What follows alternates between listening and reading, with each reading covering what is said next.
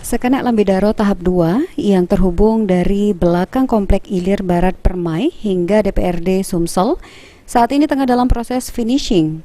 Namun demikian, dalam proses pengerjaan proyek ini sendiri, Balai Besar Wilayah Sungai 8 Sumsel masih alami kendala karena adanya rumah warga yang belum terbebaskan lahannya hampir 1 kilometer.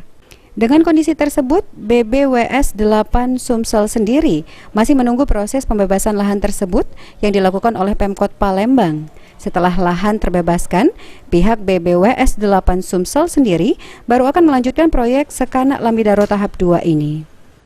Memang kita pekerjaan tidak bisa melaksanakan pekerjaan karena ada kendala rumah-rumah penduduk yang masih ada di pinggir sungai ya. Dan itu kan masih pembebasan sedang dilakukan proses oleh pemerintah kota. Ada berapa itu, Pak? Untuk jumlah rumahnya kami kurang tahu persis, Pak ya. Kalau panjangan mungkin, Pak? Panjangnya, Pak? Panjangnya mungkin sekitar 1 kiloan lah kurang lebih. Yang belum dibebaskan, Pak ya? Belum dibebaskan. Jadi kami menunggu Pemkot untuk pembebasan sehingga.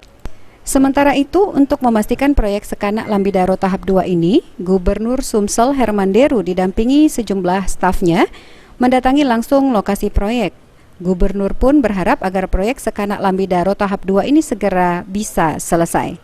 Terkait dengan masih ada rumah warga yang belum terselesaikan pembebasan lahannya, Herman Deru optimis proses tersebut dapat selesai dilakukan oleh Pemkot Palembang.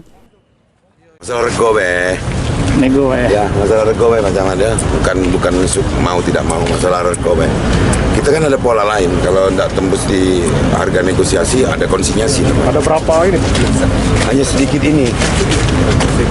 ini, kita kan selalu mendekati secara kemanusiaan, persuasif, negosiasi, nggak tembus.